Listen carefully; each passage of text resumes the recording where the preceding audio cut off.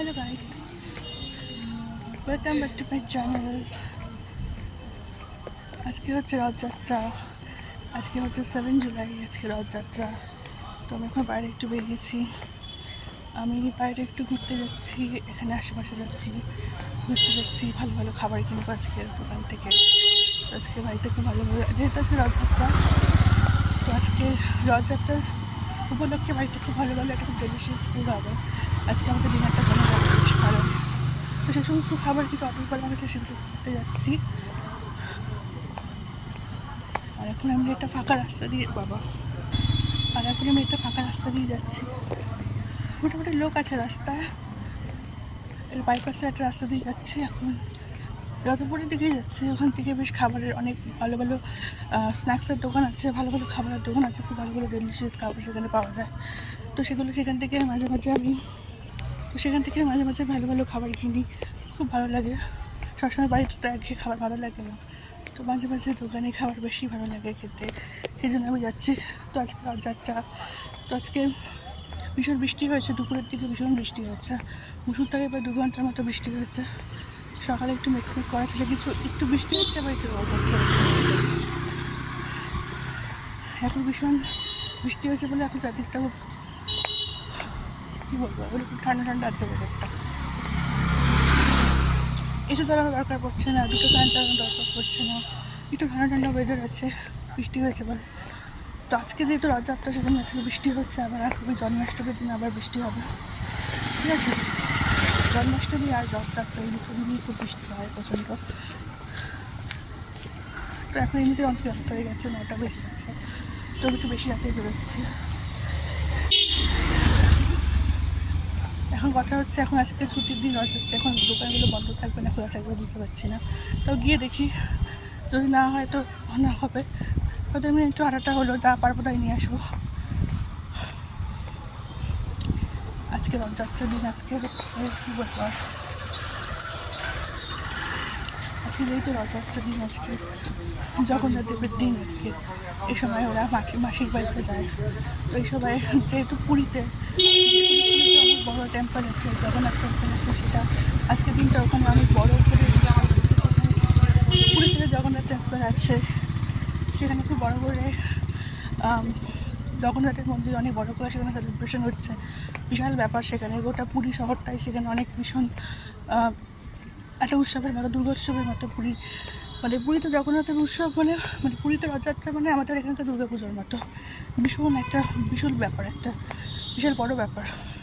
হয়তো রাস্তা ধরে প্রচুর ভিড় থাকবে, বড় বড় রথ নিয়ে সমস্ত পুরোহিতরা বেরোবে, মানে মন্দিরে সব পুরোহিতরা, সেখানে একটা দড়ি দাঁড়াদাঁড়ি হবে, ঠিক আছে। আমি ব্যাপারগুলো জানি না, কিন্তু আমি একটা জায়গার মধ্যে দেখেছিলাম আর শুনেছিলাম নাকি যে রথের যে দড়িটা আছে, যে তার এই সময় যারা উড়িষ্যায় বেড়াতে যায়, পুরীতে বেড়াতে যায়, তারা পুরো অকেশনটা দেখতে পারবে, খুব ভালো লাগে তাদের। আমি যখন পুরীতে তো বহুবার যাওয়া হয়েছে, আমার 7-8 বার ধরে যাওয়া হয়েছে, 9 বার হয়ে গেছে সেখানে যাওয়া হয়েছে, সেখানে 7-8 বার যাওয়া হয়েছে। সেখানে আমি প্রচুর পুনরের মন্দিরে দেখেছি, লিঙ্গরাজ টেম্পল দেখেছি, জগন্নাথ টেম্পলটা দেখেছি, প্লাস জগন্নাথের মাসির বাড়ি। আজকের দিনটায় জগন্নাথের তার মাসির বাড়িতে যায় এবং উল্টো রথের দিন ফেরত চলে আসে নিজের বাড়িতে। তো শুনেছি নাকি রথের যে দড়ি টানা হয় এই জগন্নাথে, আজকে রথযাত্রায় তো রথই স্পেশাল, জগন্নাথ দেবের একটা ব্যাপার। রথে দড়ি টানা নাকি অনেক পুণ্য হয়, অনেক পুণ্য হয়। মানুষের যা সব দোষ থাকে, ত্রুটি থাকে, পাপ থাকে, এগুলো বোঝা যায়। আর অনেকে বলে রথের দড়ি টানলে পরে নাকি রথের দড়ি টানলে পরে নাকি পুনর্জন্ম হয় না, অনেক রকম পুণ্য হয়, অনেক ভালো ভালো অনেক কিছুই হয়। তো আমি এখন যাচ্ছি, তো আমি এখন বেরিয়েছি। এখন যদিও আমি ছোটোবেলায় ভীষণ রথ টানতাম, আর রথ বাড়িতে সাজানো হতো, রথ বাড়িতে দোকান থেকে কিনে আনতাম, রথ সাজাতাম বাড়িতে। আমি তো পারতাম না ছোটোবেলায়, বাড়িতে লোকে সাজিয়ে দিত, জেঠিমা সাজিয়ে দিত, মা সাজিয়ে দিত, ওটা রথ নিয়ে বেরোতাম। কিন্তু এখন আর এগুলো বাচ্চারা করে থাকে, এখন আর এগুলো করি না, এখন আর ভালো লাগে না, এখনও করি না সেগুলো। এখন রথযাত্রা যেসব জায়গায় মেলা বসে সেখানে যাই, ভালো লাগে। রথযাত্রা সবথেকে স্পেশাল বাড়ির প্রত্যেকটা বাঙালির করে খিচুড়ি, তারপর পাঁপড়, চাটনি, লাবড়া, বেগুন ভাজা, ইলিশ মাছ ভাজা। একই তো বর্ষাকাল, বর্ষাকাল মানে খিচুড়ি ইলিশ মাছ, রথের দিন আজকে একটা সেলিব্রেশন আরও বেশি।